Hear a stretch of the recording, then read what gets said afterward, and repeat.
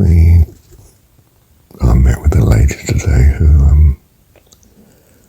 who, she stressed obedience as the path, really, with God. She's very much following the Torah. She's been Pentecostal, but she doesn't want to spend her time studying the Gospels, for instance. She'd much prefer studying the Torah. It's speaking to her. In particular, she's emphasizing obedience.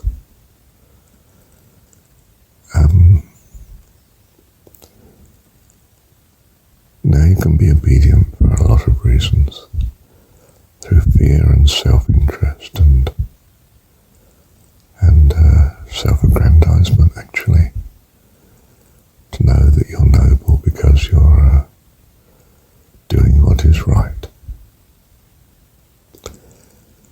But the story of Jesus emphasizes loving. Doing what is right simply comes from loving. If I care for you, I do what I understand will be a blessing to you and a help. If I love God, then I do what I understand to be in harmony and consistent with my view of God. So the Jesus story is one of love, whereas I think it's the case that in large measure the Torah, the first 5 books of the Bible, Old Testament, are the way of obedience. If I'm obedient, then I will get the rewards of heaven. The Jesus story is that if you love, then you will keep his commandments, which is to love one another. That if you love me, then you will keep my commandments. The new commandment I give unto you, that you love one another. Fancy saying that's a new commandment. Now, if you're steeped in the Torah, the Jewish faith, you would know the importance of obedience. And I maintain that it's very hard to love a fearful God,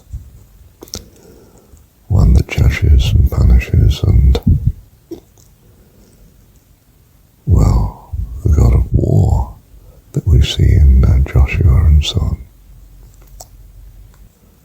The Jesus story is not that. Even to the extent that he can say in the story, a new commandment I give you, that you love one another.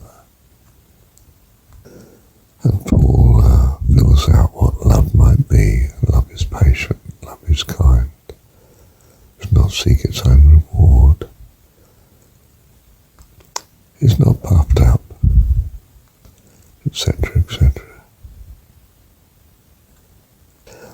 You won't find Jesus in the Old Testament unless you're already filled with Jesus. And if you dwell in the Old Testament and not the Gospels, I think you will gradually lose that vivid appreciation of Jesus. I mean, quite simply, the Torah without the Gospel gave you the history of the Jewish people.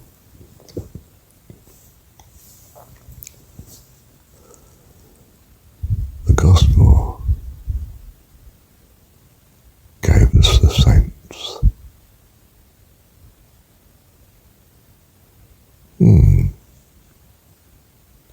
More or less, I think that sums it up.